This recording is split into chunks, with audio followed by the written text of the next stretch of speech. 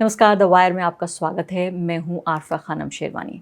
Prime minister Modi is the boss, ये कहना है ऑस्ट्रेलिया के प्रधानमंत्री का। एक बहुत शानदार, एक भव्य, एक ग्लैमरस एक तरह से स्वागत हुआ उनका प्रधानमंत्री के ज़रिए ऑस्ट्रेलिया की, और वहाँ बड़ी तादाद में, सैकड़ों की तादाद में जो अप्रवासी भारतीय हैं, जो जिनको इंडियन ऑस्ट्रेलियन कहा जाए, वो लोग वहाँ पर मौजूद थे। जो प्रधानमंत्री का भव्य स्वागत उन्होंने किया और एक तरह से एक रॉक स्टार के तौर पर उनको पेश किया गया। नरेंद्र मोदी को कर्नाटका की जो करारी हार थी, उसकी किसी भी तरह की मीडिया की आलोचना का सामना नहीं करना पड़ा। सीधे वो रवाना हो गए एक हफ्ते के अपने ट्रिप पर। काफ़ी मसरूफ़ उनके लिए ये पूरा हफ्ता रहा। आप अगर देखें, ऑस्ट्रेलियन प्रधानमंत्री से मिलने से पहले भी यूक्रेन के राष्ट्रीय अध्यक्ष से वो मिले। इसके अलावा फिर वो जो यूएस के राष्ट्रपति हैं जो बाइडेन, उनसे उनकी मुलाकात हुई। इसके अलावा भी और कोई महत्वपूर्ण चीज़ें हुई। मैंने आपको बताया था कि पापुआ न्यू गिनी के प्रधानमंत्री से उनकी मुलाकात हुई, जिन्होंने उनके पैर ही छू लिए। आप सोचिए कि एक ऐसा व्यक्ति जो इतनी करारी हार का सामना करके, देश का प्रधानमंत्री जिसने खुद अपनी फेस वैल्यू पर ये चुनाव लड़ा था, उस व्यक्ति के चेहरे पर शिकन तक नहीं देखी गई। किसी भी मीडिया के जो टीवी है या अखबार है, जिसे हम दरबारी सरकारी मीडिया कहते हैं, इसके अलावा किसी ने भी ये बताने की कोशिश नहीं की कि नरेंद्र मोदी को ज़रा भी परेशानी हुई है इस बात से, उन्हें कोई समस्या है, कोई तनाव है। अभी 1 साल से भी कम बाकी है जो अगला चुनाव आने वाला है। लेकिन जो चर्चा हो रही है वो ये कि देखिए, हर हर मोदी, घर घर मोदी अब पहुंच गया है ऑस्ट्रेलिया। तो ये सब कुछ तो बताया आपको मीडिया ने कि किस तरीके से ये रॉक स्टार वाला तमाम वेलकम हुआ, लेकिन ये नहीं बताया कि इसी 3 दिन के दौरान ऑस्ट्रेलिया में ही, ऑस्ट्रेलिया की संसद में ही, उस बीबीसी की डॉक्यूमेंट्री की भी स्क्रीनिंग हो रही है जिसको भारत में बैन कर दिया गया। उस बीबीसी की डॉक्यूमेंट्री की स्क्रीनिंग हो रही है जिसमें सीधे तौर पर यह रिपोर्ट जिम्मेदार बताती है कि Narendra Modi directly responsible for Gujarat rights. सीधे तौर पर जिम्मेदार बताती है नरेंद्र मोदी को। और ये इतना भयानक ये पूरा परिदृश्य था भाजपा के लिए और भाजपा की मोदी सरकार के लिए यहाँ पर, कि बाकायदा इसको बैन कर दिया गया और भारत में आधिकारिक रूप से आप इसको नहीं सुन सकते हैं। यहाँ तक कि जिन लोगों ने इस लिंक को ट्वीट किया, उनके ट्वीट तक भी ट्विटर से कहा गया कि ट्विटर इसको हटा देगा। इस हद तक इसको अछूत, अनटचेबल बना दिया गया कि इसका एक फ्रेम भी आपको देखने के लिए मुहैया नहीं होगा। इसके बावजूद भी आप ये देखिए, ऑस्ट्रेलिया में यहाँ आप ये कहीं ग्रीन पार्टी के 2 सदस्य भी शामिल होंगे वहाँ की, जिसमें यहाँ पे ऑस्ट्रेलिया की संसद में बाकायदा स्क्रीनिंग हो रही है इसी दौरान, जबकि नरेंद्र मोदी वहां ऑस्ट्रेलिया में मौजूद रहेंगे। इसके अलावा आप ये देखें, इन लोगों के अलावा एमनेस्टी इंटरनेशनल वहां पे वो संस्था भी शामिल होगी, और इसके अलावा एमनेस्टी इंटरनेशनल के अलावा हिंदूज फॉर ह्यूमन राइट्स, ये तमाम संस्थाएं, कई और अन्य संस्थाएं भी हैं जो शामिल हैं इस तमाम स्क्रीनिंग में। और देखिए, अब एक और तमाशा हमारा इंतज़ार कर रहा है। जब जून के महीने में मिलने के लिए जाएंगे अमेरिका जो बाइडेन से, राष्ट्रपति से, और वहाँ रात्रि भोज होगा। इसके बारे में पहले से ही आपने तमाम तरह के संदेश पढ़ लिए होंगे, ट्वीट्स के ज़रिए, टीवी पर चल रहे हैं। इसके अलावा अखबारों में छप रहा है कि जो बाइडेन ने ये कहा कि भाई आपकी जो लोकप्रियता है वो आसमान छू रही है, छप्पर फाड़ रही है। मेरे पास इतने अलग अलग तरह के मैसेजेस आ रहे हैं, दोस्तों के, रिश्तेदारों के, जो लोग आपसे मिलना चाहते हैं, एक्टर्स से लेकर मॉडल्स से लेकर तमाम तरह के लोग आपसे मुलाकात करना चाहते हैं। और आपने लोकतंत्र में एक बहुत बड़ा फ़र्क पैदा किया है। ये जो पावर है, ये डेमोक्रेसी की एक पावर है। तो ये तमाम चीज़ें आपने एक हफ्ते के दौरान सुनी कि किस तरीके से ज़ेलेंस्की के साथ भी, जो यूक्रेन के राष्ट्रीय अध्यक्ष हैं, उनके साथ भी बैठकर वो बातचीत कर रहे थे। हिंदी में बोल रहे थे नरेंद्र मोदी, उसके बावजूद भी शब्दशः पढ़कर, एक एक बाकायदा नोटबुक से पढ़कर सुना रहे थे, जो उन्हें बता रहे थे। अब यहाँ मुझे समझ में आता है अच्छे तरीके से कि जो डिप्लोमेटिक रिलेशंस होते हैं उनमें हर चीज़ नाप तोल कर कही जाती है और उसी तरीके से समझी जाती है। लेकिन सबसे ज़्यादा हैरानी मुझे इस बात पर होती है कि जब उन्हें बताया जाता है कि वो इतने बेहतरीन वक्ता हैं। मैं अभी देख रही थी एक सर्वे जो एनडीटीवी ने किया है, उसमें ये बताया जा रहा था सर्वे में कि देखिए, नरेंद्र मोदी की लोकप्रियता इस हद तक पहुंच चुकी है कि उनकी लोकप्रियता की बड़ी वजहों में से एक वजह यह है कि वो बहुत ख़ास वक्ता हैं, बहुत ही सुपरस्टार वक्ता हैं। तो ऐसा वक्ता जो बिना टेलीप्रॉम्प्टर के एक शब्द भी अपने मुंह से एक्सटेम्पोर नहीं कह सकता। यानी कि मैं भी आपके सामने यहाँ बातचीत कर रही हूँ, यहाँ सामने मेरे कोई टेलीप्रॉम्प्टर नहीं है। जिस तरह की मैंने अपने कार्यक्रम को लेकर जो तैयारी की है, वही बातचीत मैं आपके सामने कर रही हूँ। अब आगे बढ़ते हैं। भारत ने इस बार, भारत को अध्यक्षता मिली है, प्रेसिडेंसी मिली है जो G20 की जो समिट होनी है उसके लिए, और तमाम तरह की तैयारियां हो रही हैं। आपको लगातार द वायर दिखा रहा है किस तरीके की तैयारियां हो रही हैं। बताया जा रहा है कि भारत के लिए जो भारत विश्व गुरु बन रहा है वो उसकी प्रक्रिया का ये एक हिस्सा है, या विश्व गुरु बन गया है इसलिए भारत को G20 की प्रेसिडेंसी मिली है। ये एक रूटीन मामला नहीं है कि एक के बाद एक देश का नंबर चुके आता है, और इसी नंबर की वजह से, इसी क्रम में भारत का भी नंबर आया है कि इस साल भारत को G20 की मेज़बानी वो मिली है। तो इसको भी बताया जा रहा है कि किस तरीके से एक बहुत बड़ा मील का पत्थर भारत के लिए ये है, क्योंकि नरेंद्र मोदी प्रधानमंत्री हैं। मैं यहाँ पर सवाल ये पैदा होता है कि देश के नेता की इज्जत देश के बाहर हो रही है। पहली बात तो क्या ये ऑस्ट्रेलियन सड़कों पर उतरे हैं?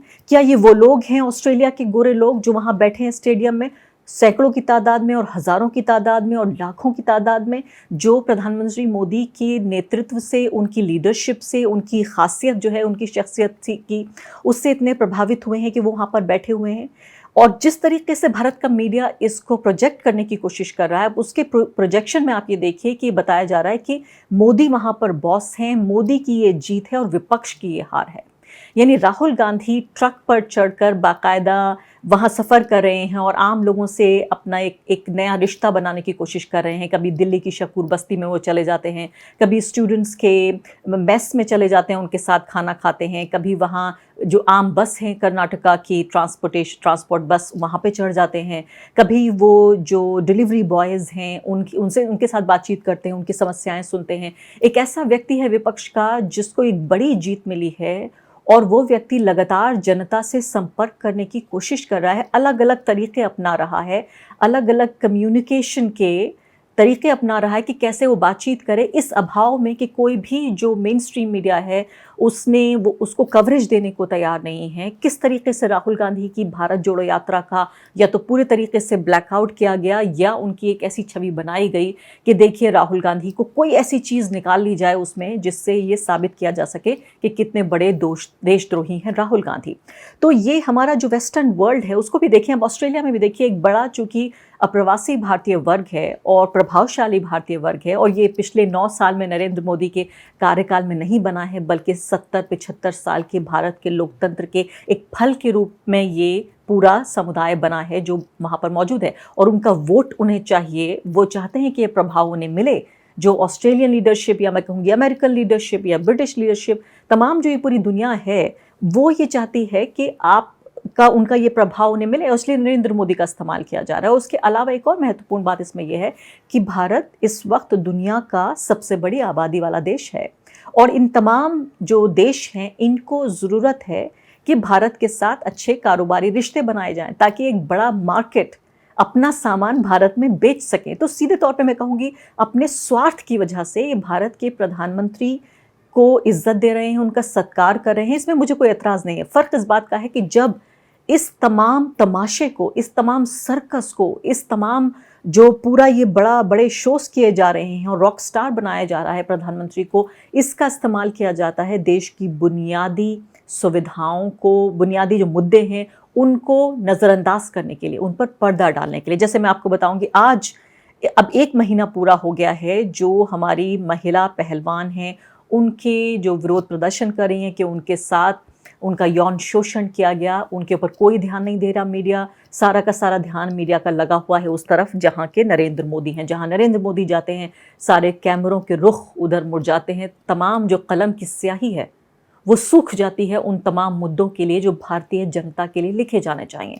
एक तरफ 1 महीना हो गया रेस्टलेस प्रोटेस्ट का, दूसरी तरफ आप ये देखिए मणिपुर में जो तमाम तरह के हालात हो रहे हैं उनसे जो लोग दो चार हैं, मणिपुर में जिस तरह के हालात हैं ख़राब, उस पर भी ध्यान देना ज़रूरी है कि एक तरफ ऐसा लग रहा था कि जो आग है वो शांत हो गई है, लेकिन फिर वापस मणिपुर में तमाम तरह से जो टेंशन है, जो तनाव है, वो फिर से ताज़ा हो रहा है। वायर की रिपोर्ट आप ये देखिए, बताया जा रहा है इसमें कि 7,500 लोग चले गए हैं मिज़ोरम, अभी तक मिज़ोरम चले गए हैं। और इम्फाल में सोमवार के दिन भी कई घरों को आग लगाई गई, और इसके अलावा जो इम्फाल डिस्ट्रिक्ट है वहाँ पर पुलिस स्टेशन के आसपास उस पुलिस स्टेशन को भी जलाया गया, ये बताया जा रहा है यहाँ पर। तो ये तमाम खबरें आप ये देखिए कि एक तरफ न गृह मंत्री का कोई बयान आ रहा है, न प्रधानमंत्री की कोई बातचीत हो रही है, सिर्फ चर्चा इस बात कर हो रहा है कि मोदी की जय जयकार हो रही है ऑस्ट्रेलिया में, मोदी की जय जयकार हो रही है जापान में, उसके बाद मोदी की जय जयकार होगी पापुआ न्यू गिनी में, और उसके बाद जय जयकार होगी अमेरिका में। ये तमाम बातें आपको बताई जा रही हैं। जो आपसे छिपाया जा रहा है वो ये कि बीबीसी की डॉक्यूमेंट्री जो बैन की गई भारत में, जिसमें नरेंद्र मोदी को सीधे तौर पर जिम्मेदार बताया गया, ये क्लेम किया गया कि नरेंद्र मोदी सीधे तौर पर जिम्मेदार थे, उस दौरान पुलिस का क्या शर्मनाक रवैया रहा, ये सबको एक्सपोज करती हुई इस डॉक्यूमेंट्री को बैन कर दिया गया है। तो ऑस्ट्रेलिया के लोकतंत्र के बारे में इससे क्या पता चलता है कि एक तरफ एक बड़े देश के प्रधानमंत्री वहाँ पहुंचे हुए हैं, उनके अपने देश का प्रधानमंत्री उनको रॉक स्टार बताता है, कहता है कि रॉक स्टार को भी इतना बड़ा भव्य स्वागत नहीं मिला जितना आपको मिल रहा है, आप बॉस हैं। और दूसरी तरफ उसी संसद में उस बैन डॉक्यूमेंट्री की स्क्रीनिंग होती है। इससे पता चलता है कि वो स्थायी लोकतंत्र है, एक परिपक्व लोकतंत्र है। और इसके अलावा वहाँ के रिपोर्टर्स ने सीधे प्रधानमंत्री से सवाल पूछ दिया और पूछा कि क्या आप जो हैं, वो रिपोर्टर ने पूछा कि क्या जो नरेंद्र मोदी पर दबाव डालने की कोशिश करेंगे कि भारत में जो लोकतंत्र कमज़ोर हो रहा है, भारत में जिस तरीके से जो अभिव्यक्ति की स्वतंत्रता है, जो बोलने की आज़ादी है, उस पर रुकावट लगाई जा रही है, वहाँ जो ह्यूमन राइट्स हैं यानी मानव अधिकार हैं और जो अल्पसंख्यकों के अधिकार हैं उनको सीधे निशाना बनाया जा रहा है, उनको कम किया जा रहा है। ये सवाल वहाँ रिपोर्टर्स ने पूछा। उस पर उनके वहाँ के प्रधानमंत्री ने कहा कि हमारे उनसे रेस्पेक्टफुल रिलेशनशिप हैं, हमारे जो नेता हैं दूसरे Narendra Modi Indian counter part जो हैं उनके, वो उनसे एक उनका रेस्पेक्टफुल आदरणीय या कहा जाए कि इज्जत का उनके साथ रिश्ता है। उन्होंने कहा India of course the world's largest democracy है, India is of course the world's largest democracy. Here in Australia, of course, people have a right to express their views in a peaceful way, and people, we have all different types of views about people and politics.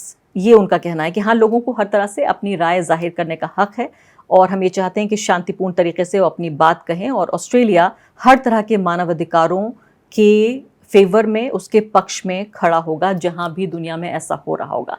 तो एक तरह से ये दोहरापन भी है पश्चिमी दुनिया का कि पूरे तरीके से आप ये देखें कि जब भी बात होती है मानव अधिकारों की या भारत के लोकतंत्र की, एक तरफ आप अगर यूएस का जिक्र करिए तो यूएस की खुद की संस्थाएं बता रही हैं कि ऐसे भारत में तमाम तरह से अधिकारों को दबाया जा रहा है, आज़ादी को कम किया जा रहा है, भारत में किस तरीके से जो लोकतंत्र है वो एक तानाशाही में तब्दील हो रहा है, भारत को पार्शली फ्री कहा जा रहा है। और दूसरी तरफ यूएस के जो राष्ट्रपति हैं वो अमेरिका के कसीदे भी पढ़ते हैं प्रधानमंत्री के, सीधे तौर पर भारत को एक मार्केट की तरह समझ के, भारत को एक एशियाई, बड़ी एशियाई ताकत के तौर पर चीन के सामने खड़ा करने के लिए और यूक्रेन पर रूस के खिलाफ बयान देने के लिए, खिलाफ खड़े होने के लिए, जैसे भारत ने अभी तक इनकार किया। भारत उल्टा रूस से और तेल खरीद रहा है, यानी रूस को एक तरह से ताकत दे रहा है। अगर आप ये देखें वित्तीय ताकत या पैसे, फाइनेंशियल सपोर्ट, इसको देखिए लगातार तेल पहले से ज़्यादा खरीद रहा है जितना यूक्रेन का जो पूरा संकट आया था उससे पहले।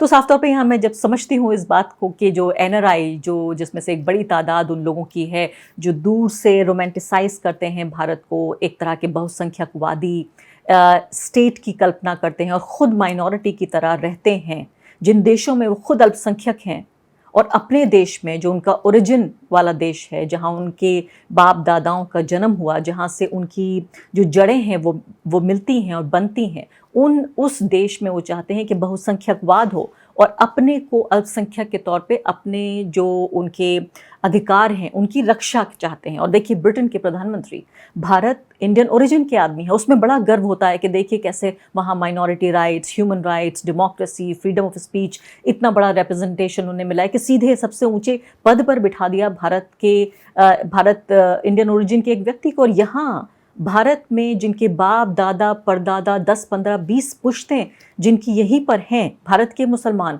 उनके साथ जब ज्यादती होती है तो ये लोग उस फेवर में नहीं बोलते, बल्कि नरेंद्र मोदी, उनकी पार्टी और आरएसएस उनका सपोर्ट करते हैं।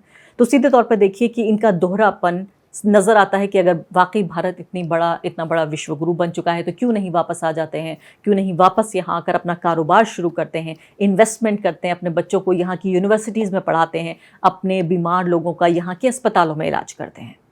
द वायर के और वीडियोस देखने के लिए सब्सक्राइब करें और बेल आइकन पर क्लिक करें। स्वतंत्र पत्रकारिता की आर्थिक मदद करने के लिए डिस्क्रिप्शन में दिए गए लिंक पर जाएं और अपनी राशि चुनें।